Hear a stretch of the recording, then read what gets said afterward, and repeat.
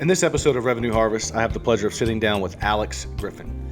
She is the head of global sales development for Segment, and she is a true SaaS pro. And in this conversation, you're going to hear from one of the leading doers, not thought leaders and not talkers, but one of the leading doers in the sales development space. She's got one of the largest sales development teams in the world, and she sees buyer sentiment on the front lines in different countries, how it's changing. And I think you're really going to like to hear what she has to say about what's working in demand generation, what's working in the talent landscape, how she's coaching, and how she's leading lead generation for one of the top SaaS brands in the country, Alex Griffin. Alex Griffin, welcome to Revenue Harvest. Well, thank you so much for having me. I'm excited to be here. So where are you today? I am in Nashville, Tennessee. Currently working in my home office. Well, it's actually my husband's home office. Mine is upstairs, but he is gone, so I have taken over it. And I've locked my 3 dogs outside of the door so that they can't get in here and bark while I'm doing the podcast, and they're all staring at me through the glass pane like they hate my guts right now. So we've got an audience today. That's great. We have an audience who's not too happy to be outside of the doors. Yeah. So I wanted you to come on the show because I wanted to talk about outbounding in a modern day world. And yesterday on LinkedIn, it's January 21st, 22. Yesterday I went on this kind of a rant on LinkedIn about how I think old school, the folks that are leading sales team in an old school way of like doing the deep work, getting involved and not overly relying on technology are actually performing better in my practice. So those leaders that use technology but don't use it as a crutch. And so you work in a space in outbound and sales development where tech is like everything. And I want to just hear from you how you're using tech, the role it plays, and what you're seeing in the modern day outbound quiver.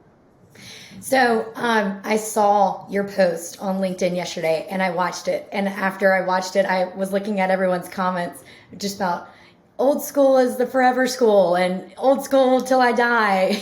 And just getting on that narrative and on that train. And I thought it was really funny and also just cool to see everyone kind of rallying together about the different mindsets and methodologies that they use in today's world. I work at Segment, which is now owned by Twilio.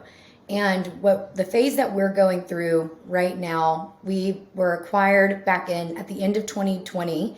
Last year, there was a lot of planning that took place. And so the teams very much still operated separately at that point. But now, especially our go-to-market organization is coming together. And when I think about modern outbounding and just being reliant on tech, I was thinking about the video that you did where you're talking about, it's sometimes better if you're as a leader, like digging into the pipeline and doing that analysis yourself versus having someone else do it for you, right? Because you have a bit more grip on things. And I do agree with that because I like to do an analysis also, but I do also know that with the size of the company that we're at, I can't always do that, right? There's so much that goes on day to day and we have so many demanding priorities that I can't always do it myself, and I do have to rely on those business partners, and those business partners are so key for helping my team be successful at what we're doing, which is ultimately driving outbound pipeline with the help of our SDR team. So I love that. Let's talk about, you lead global sales development of Segment. And I want to know, what are you looking at? So like when you talk about the analytics side of the work, because what I want to try to tackle is there's this unavoidable reality that the volume it's a multiplier, right? Like if you don't do the activity, if you don't have the certain number of touches, your conversion rate's not going to be what it needs to be. What are you looking at in the data? Like, tell me, Alex Griffin gets in the data, and what is she wanting? What are you wanting to find?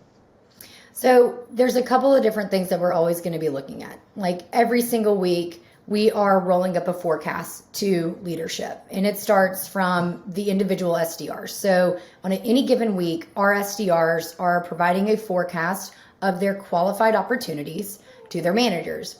I have a team of managers who then bring that to myself, and we talk through trends that we're seeing in the qualified opportunity pipeline, because that's ultimately what we are trying to accomplish, right? So we are setting up meetings at other companies, and our goal is that they become a qualified opportunity based on a set of criteria that we have. And at that point, then it really is handed to sales, and they take it through the funnel past that.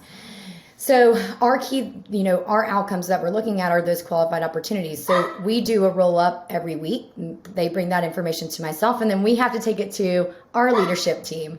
We're looking at a week to week trend basis of how many QOs are being generated, and that's based off the number of meetings that are being booked. Is that are we trending upward in the way that we do traditionally in any month, or are we seeing any roadblocks there? And then the prior indicator to that is, of course, how are the SDRs? What are they doing day to day? What is that activity output? So I think everyone has different level of indicators that they're looking at in regards to data to inform what we're trying to accomplish. The managers, they're looking at that activity. How many meetings are booked, QOs on their team. I look at QOs as a whole. We take that to leadership, and then they're going to be looking at qualified opportunities and how they're converting into stages past that. So you have a criteria for qualified opportunities. I'm curious, and you don't have to go into all the details of how you rank a QO, but I am curious to learn from you is there some alignment between marketing on that criteria, and are any of the criteria's intent or sentiment driven by the customer, like their velocity, or how they is like some kind of qualification score? So tell us like what you can about what the anatomy of your QO. Yeah, absolutely. So we want to make sure that we are talking to the right person, right? So we've got our key buyer personas that we work with. And so we have to make sure we're talking to someone relevant who is either going to help drive a type of deal with us and implement it in their organization, or who would even be using Segment as a product at their organization. So key buyer persona, ideal. Intent to it's more about they're wanting to continue to move forward. So they have an intent to solve some sort of pain, right, in their organization within the next 6 months.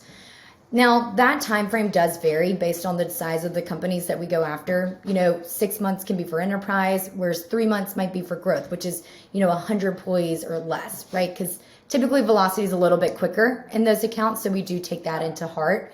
And those are the main things for us, and that we've identified a key problem that we can solve. And then, so your SDRs, you're looking at the managers are looking at what they're doing every day. What do you think a modern day SDR, how should they be thinking about what they're doing, and what are the activities that you're finding are most successful? And kind of let's just peel back the onion a little bit on what do you look for in a good, not someone to hire, but someone that's doing the job? What do you look for in their daily and weekly scorecard? Consistency. I think when I look at our team and the performers who are consistently hitting 100% of their quota or exceeding that month to month, they are consistent in their output every single day. They've really figured out and mastered their own personal workflow of how do I set my day up? What activities am I accomplishing in that day? And they know how to provide the right value. This is a really big thing that I'm focused on at the organization right now is, SDRs, they have a really hard job to do, and they have to find the right ways to provide value to these companies that we're reaching out to. And the successful SDRs have truly worked to understand the people who we're reaching out to. What is their reality like? What are they doing day to day? And how is it that we can truly provide them value? So therefore, they're able to pick really good accounts to target, and they're able to pick the right prospects within those accounts to send the right messages to. All of those are really important and overlap with that consistency in activity day to day, right? Because you can do the activity, but if you're not reaching out to the right accounts and the right prospects, then you're not going to get the results you're looking for. So you started and you said consistency, but what I heard is they are intelligent, they're analytical, and they have some EQ to kind of know how to, because you said they build out their own workflows and Hmm. process. So that means that they have some degree of autonomy. And the reason I picked that up is like if you go to some of the books on Outbound, it's pretty robotic. And so are you allowing some malleability to those statistics so long as the QOs are coming? I think that we have worked really hard to give the SDRs autonomy. We do not want them to feel robotic. We truly want our team to find joy in what they're doing day to day. And I think a lot of our team thrives off of getting that autonomy and getting to be creative as well, right, in their outbound efforts. We do have benchmarks of activity that we hold the team accountable for, and that's always going to be around those dials, emails, LinkedIn messages. We don't hold them accountable for video because not everyone likes to do a video. We're not going to force someone to get on camera if they don't want to be on camera. You can tell if they are forced, so we don't make that a requirement. But within that, what we've done is almost this like this sliding scale of activity numbers that they can delegate to a channel of their choosing. So our activity benchmarks on a daily basis, we ask that they make 30 dials. In addition to that, send 20 emails. And then we ask that there is an additional 25 activities that they do on the channel of their preference. And that we try to give them that autonomy to say, hey, if you are a big cold caller and you like to leave voicemails, absolutely go for it. If you like to do those videos, we'd love to see you do more of those. Absolutely. Or maybe you're in, you're reaching out to countries globally where, a lot of people are still remote. You can't get good phone numbers. And so LinkedIn has been your strong channel. We understand that. We want to give them the autonomy to outbound into the different markets in the ways that they've seen success with. So we do try to give them that autonomy. And then we absolutely thrive on creativity here. We are never, I think there's so many like content videos and articles out there about just personalization. It really is key these days when it comes to outbound. You cannot just do generic messaging and spray and pray. You have to be personalized. You have to know who is it that you're sending this email to? What do they care about? And what company are they with? And so that's a really important part of their success is making sure that they feel creative and they get to write those messages to those individuals on the channel of their choosing. So refreshing because maybe 7, 8 years ago, you might have seen some activity requirements of 100 dials a day. Wow. And like even SDRs using technology, sending out these generic canned messages to 100, 200, 300 individuals a day. And I'm with you. Like that's the world is tired of that. And so if you're listening to this, you have to do what Alex is giving her team, which is this space to do some research, to be creative, to personalize it not only to the individual, but to also personalize it to their own style. Like you said, if you're not into video, that's fine. Lean into the strengths of your sellers and let them find the channel that's working for them. Hold them accountable to producing the results, but give them some flexibility in the channels and the mediums by which that they choose to pursue those results. Now, here's a question I have for you because you get to see global data on SDRs of different tenures, different countries. If you were given advice to someone that has a sales development team now, what would you tell them to ask from their team? Would you say that those same metrics that you're asking of the activity metrics for your team, is that how you would go in and advise someone else, or would you start with what would you look at? Say you were giving someone some guidance on how to think about holding their team accountable for outbound. Where would you start? This is a great question. And I personally, I try to be data driven because I don't like just to make gut decisions. When I think about how do you hold your team accountable for activity and set those benchmarks, I think you first need to try to do an analysis of how much activity does it take on each channel to convert into a meeting, for your team, right? So if you can give yourself a benchmark, right? It's like, well, give us an example of that. So like when you say how much, just play it out for me. Sure. So let's talk about cold calling for a minute. If you've got a team who is cold calling on a daily basis and they have, let's say, on average, it takes 60 dials to book a meeting, to book one meeting. So you want to take that into account there. It's like, okay, what is that from the total number of dials that's made? If it takes 60 to convert to a meeting, one, is that conversion healthy? Do we think that that is a good benchmark and like to industry standard? So one, should we do some coaching in that area to try to decrease the amount of dials it takes to convert into a meeting, right? Is there things that we can do? Or, and then, excuse me, my throat. And then from looking at that, you want to say, okay, if it's going to take that many, how many do we need to ask the team to be making on a regular basis, right?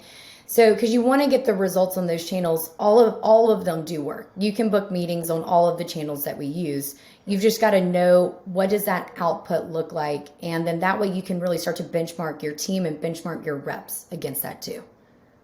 So when I hear something like 60 dials to get a meeting, my brain says two things. One, there has to be a better way, and two, I'm wondering if you. And maybe there's not. So I want you to challenge that. And then the other question I have is on the budgeting and the cost to acquire a customer side. Are you factoring in like the cost per activity? Like, so if I'm going to pay someone, $60,000 guaranteed a year to do 60 dials a day, are we costing what each of those dials are and thinking about if we didn't dial, but we tried something else at a cost to acquire? Are we doing some comparative analysis on the cost per dial versus something else? I think if you're going to make a big decision like to not use a channel like that, you absolutely should do a cost analysis. For us, it wouldn't even be a consideration. Cold calling is very much not dead. We alone last year, we booked 421 outbound meetings over the phone. We still dial, we reach out to people. It is the quickest channel for converting into a meeting. 60 dials, it might sound like a lot. It also just depends on the people that you're calling, if you're leaving voicemails, if it's a direct number or not, and that decreases or it increases on any given day, right? Just depending on how many people are answering the phone. But I definitely think if you're considering not using big channels like email, in-mail, phone, you've got to do some sort of analysis like that for yourself of what is the cost benefit here. I think there probably for some folks listening to this, it's probably more economically favorable for you to pick up the phone and do some calling versus spending this in paid advertising on LinkedIn in the B2B space, which is where you have to do your paid advertising. And it's one of the most expensive social channels to get a lead on. So there's probably some merit to just picking up the phone. Oh, absolutely. There's merit to picking up the phone. It's again, of course, cold calling, we all get sales calls, and they can come in at times where it's not ideal. It can be, not relevant to you, but then there's those really good times where you connect with someone who can provide you the right value. And that's what you want to coach your team around. If you're going to pick up the phone and call people and you expect them to give you time, you better know how exactly you're going to be providing them value when you get the chance to talk with them. So what's a good connect rate for, are you seeing some industry standards on if I do 60 dials a day? You gave some statistics on what that would mean in number of meetings set. How many people are answering the phone, or am I going to have to get really good at leaving voicemails? Okay, so I definitely think that you should leave voicemails, and here's why. Okay. And I'll answer your other question here in just a minute. On a regular basis, I get, a couple of cold calls a day, and no one ever leaves me a voicemail telling me who they are and why they're calling, and that they will follow up with an email in my inbox. And if they did, I really don't pick up the phone if I don't know the number, but if you leave me a voicemail, I'm 100% going to listen to it. And this is the same advice. When I was an SDR, I was sitting at Dynamic Signal in my VP of sales office, Scott Schnars, and he was getting cold calls while I was talking to him. And he said the same thing. He was like, look, they're not going to leave me a voicemail. they're not going to send me an email after this, and I'll never know who this person is. You've got to if you're taking the time to dial, take the time to tell them on a voicemail why it is that you were calling. It's going to help your results so much. That's beautiful, because like what I'm seeing is that in general, the statistics of open rates are way down in email. What you just said is that the listen rate to voicemail for you is 100%. But what I want everyone else to hear is that I may not listen to all the voicemails, especially if I don't know the number, but similar to you, I am 100% going to look at my iPhone and see the text translation of it. So you're going to get some type of user engagement rate that's way higher than email. And it's that name recognition, right? It's like if you are looking at that text translation and you see a rep's name there, and then they also email you and you see their name in your inbox, okay, maybe you see it the first time, you don't respond immediately, but if you see it again, you're gonna be like, okay, this person's been trying to reach me for a minute. Let me just see what all this is about, right? It's all about just increasing your chances of getting in front of that person and them getting some sort of name recognition to you, because everyone is fighting for the attention of prospects. Hundreds of other people are trying to sell them their software, and you've got to be that individual who stands out to them, right? And cuts through the noise in some way. I know we kind of went on a different direction here, and the initial question you asked me was about just industry benchmarks when it comes to connect rates. For any of you listening, Becc Holland, who is just, I think, amazing and has really great thought leadership about sales development and sales overall, she's got phenomenal pieces just about industry benchmarks when it comes to these things and what you can track and look at. Would absolutely check her out on LinkedIn. And she has an entire website now dedicated to resourcing leaders and SDRs. We'll make sure we link that in the show notes. So thank you for mentioning Becc. Yeah, absolutely. Okay, so to kind of put a bow around that segment, the phone, I'm with you. It is the fastest way to connect with someone, because if they answer, you got them.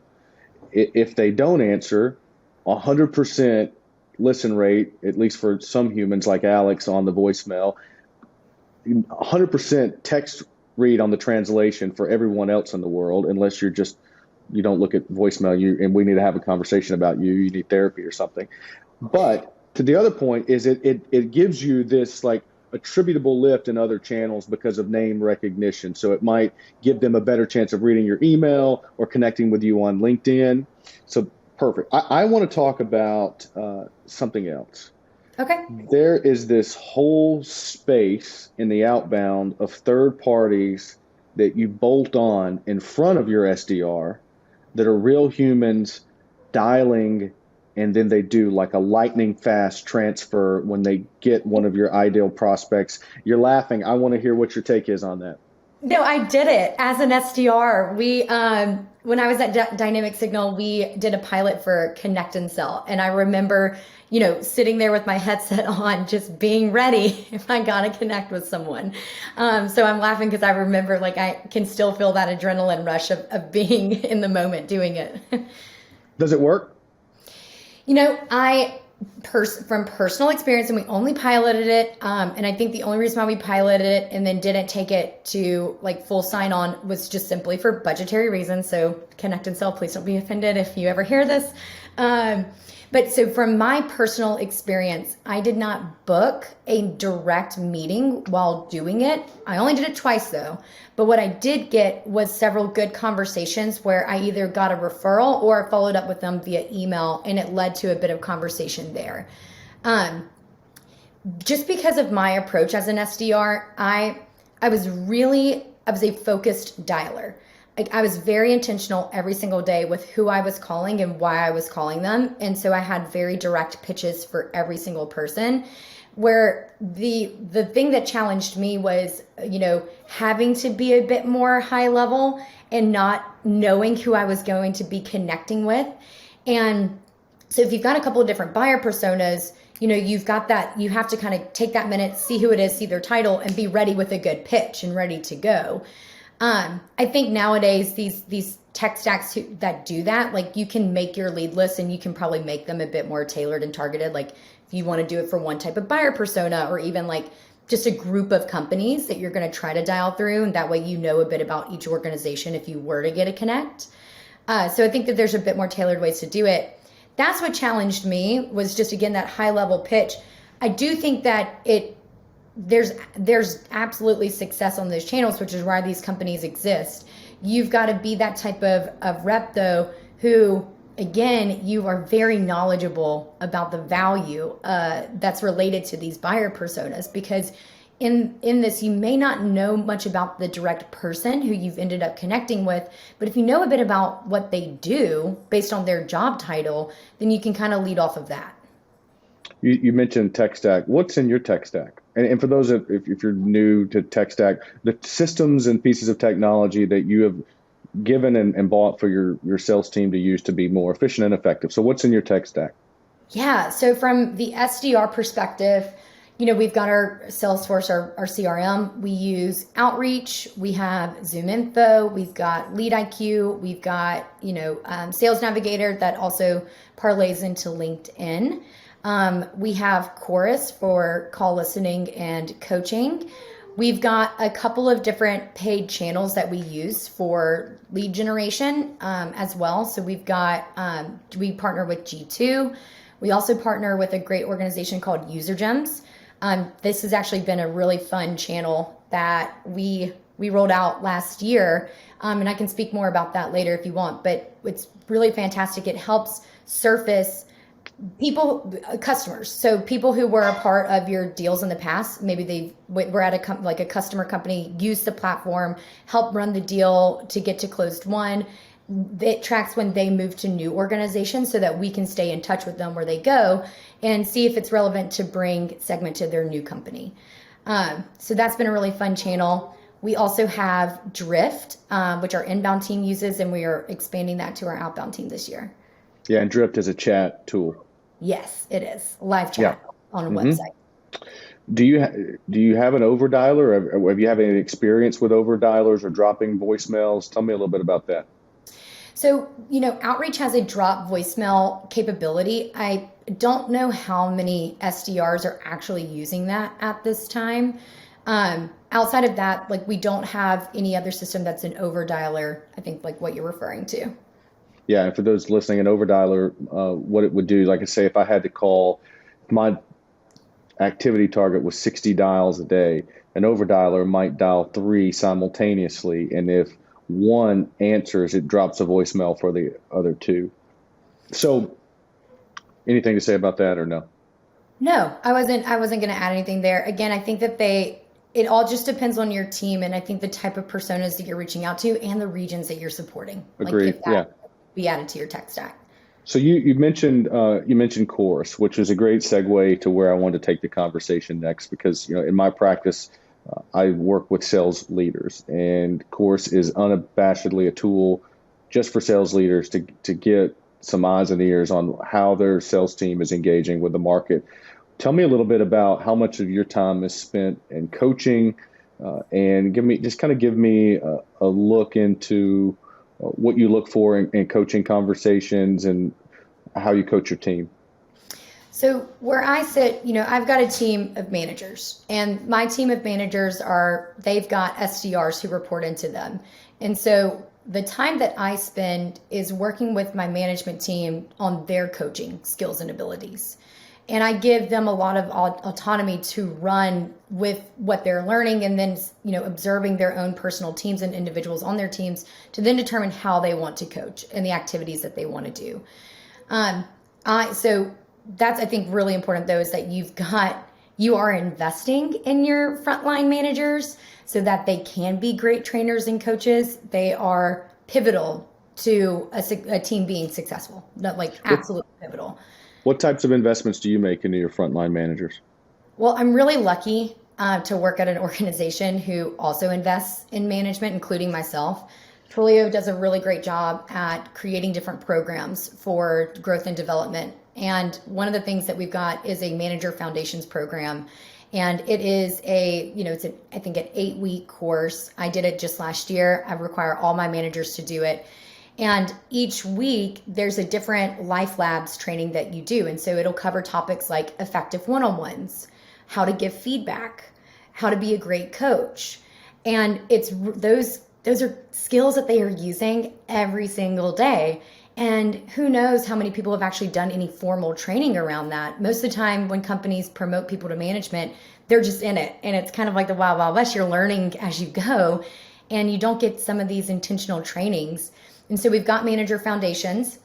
I also meet with my team on a weekly basis. One of the things that we're starting to do this year is skill set practicing for ourselves. So we pull our SDRs together weekly to role play, right? And we ask them to practice so that they can be prepared. And so now we're doing that at the management level too. We're going to be coming together and doing exercises where, we do have an email exercise, and they go into breakout rooms and they practice giving feedback on an email, or practice giving feedback on a cold call, and in all of those situations, so that they can feel like they're growing and getting stronger at those as well, to use it with their reps.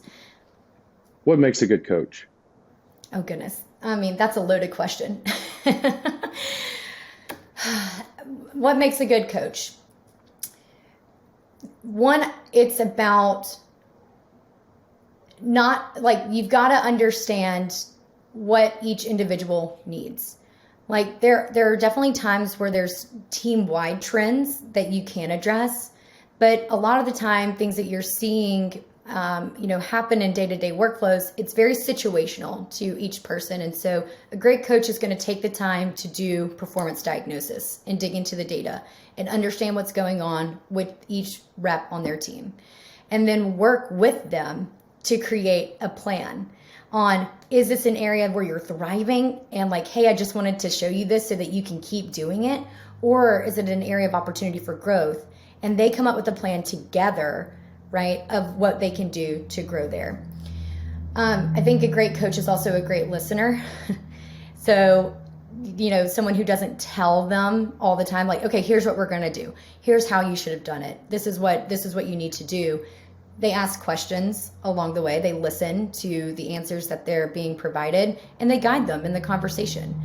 That's another key component of a great coach. And I feel like I had another one and it slipped my mind. Yeah, so oftentimes a manager's performance can be,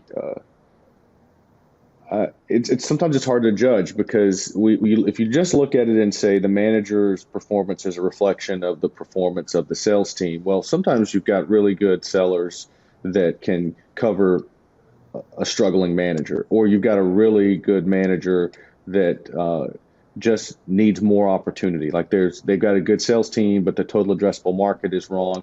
How do you discern when a manager is struggling? It varies, right?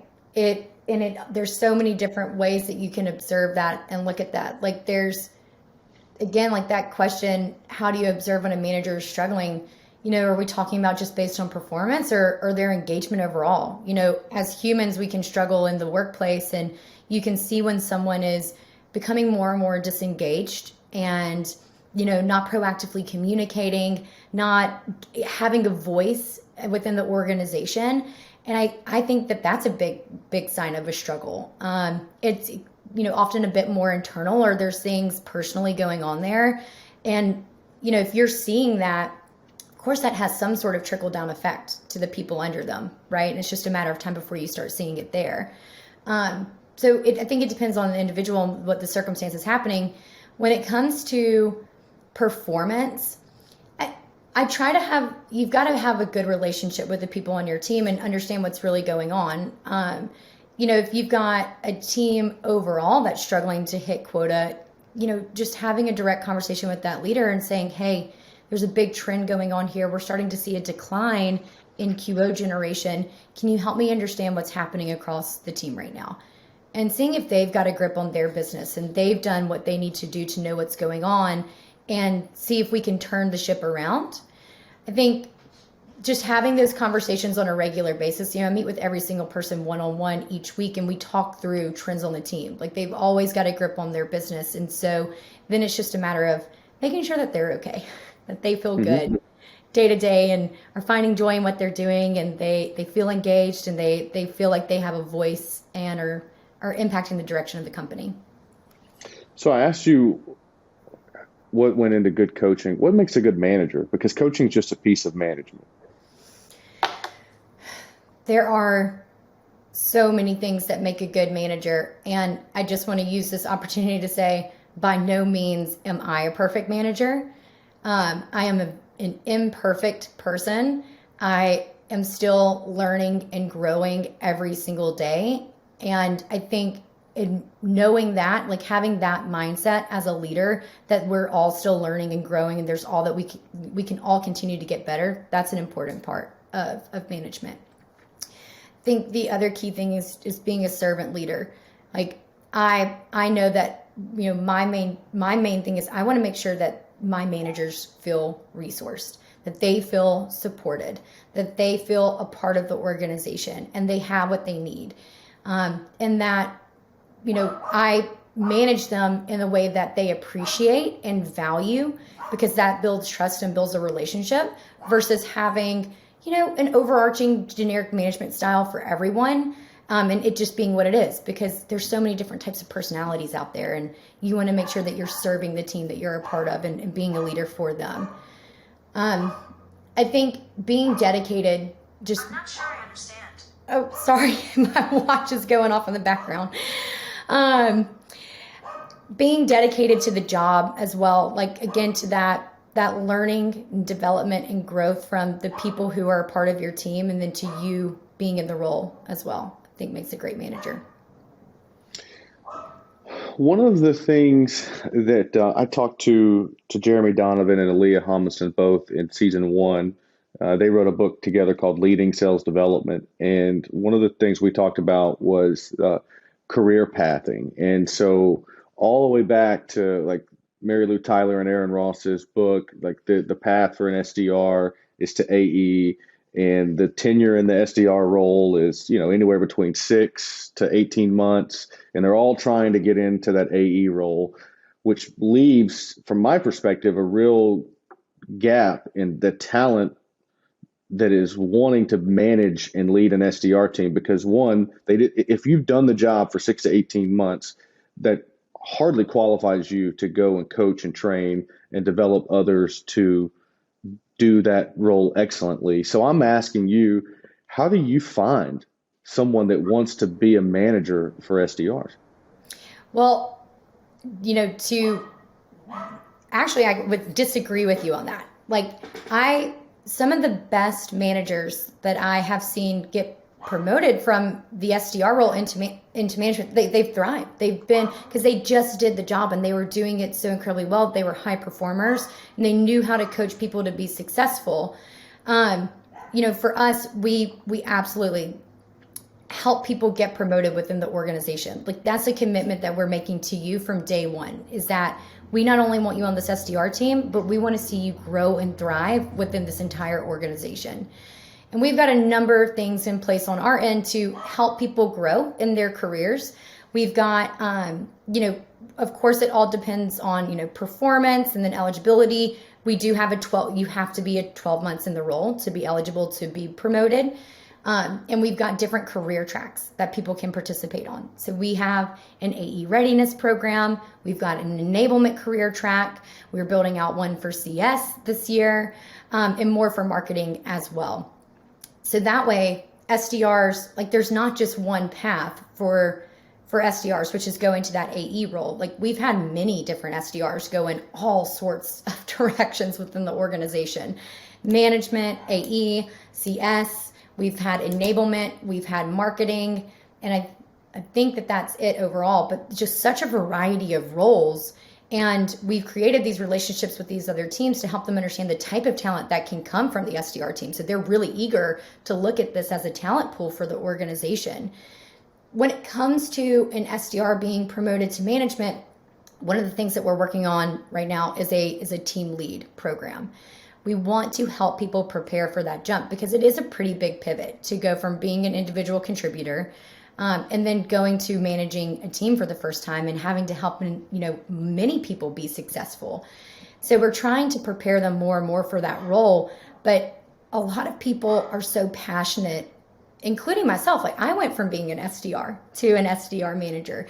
And I was just so passionate about the team and this role and what we were doing for the organization. And when you put that passion into it, you really do grow and learn in the right areas, and you naturally kind of find your footing there. And it does help that if you're in an organization where you've got a team of managers, the people around you are going to help you be successful in management too, and make that jump and pivot. Yeah. What are some of your favorite books on sales leadership, management, leadership in general?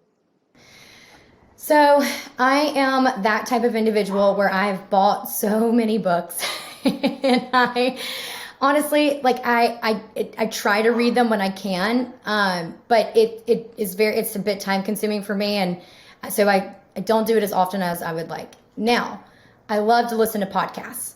And especially when I was living out in the Bay Area and I'd be driving and commuting, I listened to podcasts all the time. I do it now when I actually mow my lawn. I listen to podcasts all the time. And my favorite one, who I get so much value out of, is Brene Brown. She is just such an incredible author and just speaker when it comes to leadership. And she brings so many fantastic people to her podcasts. I've learned an incredible amount about leadership and management within that, and not just like tactics of management, about just how to be human and do it too. How do you bring that EQ to the job and be okay with that? And how do you be okay being uncomfortable? And so I look up to her so much, and I listen to her podcast religiously. So you interview a lot of people for sales management roles. What advice do you have for someone that's listening to this that is maybe preparing for or thinking about getting into sales management? How do they win that interview? Well, it depends on where they're interviewing. I think one thing that you really have to consider as an SDR is the opportunity for upward mobility at the company that you go to. It's a rare occasion. I don't think that we've ever hired a manager into our organization for the first time that was just an SDR. You know, we have hired people who were SDRs at a company, they moved into the management role there, and now they're looking to expand and move elsewhere. That type of upward mobility can be a bit tougher to accomplish if you are an individual contributor in that role. And so I think if you're thinking about getting into an SDR role for the first time, you really got to consider where the company that you're getting into and the opportunity that will be available for you down the road. Outside, sorry if you can hear the dogs barking in the background. They're very upset that they're not in here. We're going to have to take all that out in post-production. We'll get it cleaned up. Okay, great. I have been trying to shoo them, but it's not working. Going back into it though, when you are a manager, if you've been a manager at an organization and you're looking to go somewhere else, I think it's really important that you understand the types of companies that you're going into and the types of teams and the culture. We actually just hired a lot of different managers coming into this year. And, some of the things that really stood out is just the passion for the company in the interview. How much do you know about an organization? What research have you put into it to learn about the team, the values of the company, what they're doing really well, what's ahead, and spending time to really do that preparation going into the interview is highly important. And understanding as well as like, how is this part of your career journey? Like coming into, if you're looking at a manager role and at a different company, how does that company build into the vision that you have for yourself and your career and that team in addition to that? And you've got to have a very good understanding of that narrative. Otherwise, you're just kind of passively interviewing at places, waiting to try to get in somewhere. What are some of your favorite interview questions? For an SDR or manager? For a manager. I like to dig into performance. If they've been a manager, I want to know about how is their team performing? Why do they feel like the team was performing well, or why didn't the team perform well? Because I want to know, are they a results person, or are they tracking the data and digging into the data? I want to learn. So how do you get to that? Like, because so much of that can be spun, right? So how does Alex make sense and get to the truth in all of that? And you got it. Like I'm talking about like in the instance where But you're hiring a lot of your managers internally, so that they can't spin it. But if you were hiring someone that's coming from a different organization, you didn't have that inside knowledge, like how would you go about making sense of what's real? Yeah, well, and I've Yeah. hired a handful of people who were managers at other companies and have, decided that they wanted to interview at Segment, and we brought them on. If I think back to some of those interviews, which I just had, of just talking with them, like you have to look at how someone's telling the narrative, right? You want to make sure that like they're being authentic to what they're talking through. And I think it's really, if you've got someone who's painting a very positive picture the entire time, like that might be a little bit of a red flag, because there's always, when it comes to performance, like there's always good things that are taking place and there's always areas of opportunity. If they're not willing to admit those areas of opportunity and how they're addressing those, or why they're impact and why that's an impact in their organization, that's a red flag there. And because again, like it's not 100% positive all the time. So you want to make sure that they can admit where there's areas of opportunity. So what are some of your favorite questions? Yeah. So I'm a very conversational interviewer. I do have, key competencies that I'm pushing for. But one of the things that I always ask is, tell me about a time where you took a rep who was underperforming to overperformance, and walk me through their journey of, from initial conversation where you talked with them about this and the plan that you did from there going forward to get them to performance. And I just want to learn in that, like, I'm trying to understand, how did they approach that conversation with someone, right? How do they give that feedback? And then what type of coaching were they doing along the way, in those coaching sessions to help them improve?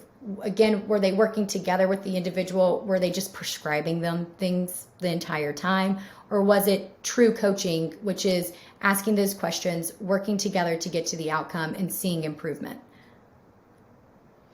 Alex, thank you for all of that today. We've covered a lot of ground, and you're definitely sharp, and I really appreciate you giving me some time and giving the rest of the audience some insight into your brain and Outbound and leading teams. Any closing thoughts? There are so many thought leaders out there in the space, and I just appreciate you having me on here and just letting me speak. I hope for future listeners that they get some value out of this. Anytime that you are interested in learning more about sales development and thinking about Outbound, I'm always open to having conversations with people and sharing more. But there are some really great resources out there of people who can help you start to create a direction for your organization. And so, do the research, get into it, and, go in with a plan for yourself when it comes to outbounding. Again, we want to be leaders that don't do gut reactions, but we want to lead with data and diagnosis. Well, Alex, thank you so much, and have a wonderful 2022. Thank you. Thank you so much. You too. Music from this episode is from my good buddy Justin Adams. You can listen to Justin's music in Spotify or Apple Music. Thank you, Justin, for the music, and thank you for checking out another episode of The Revenue Harvest.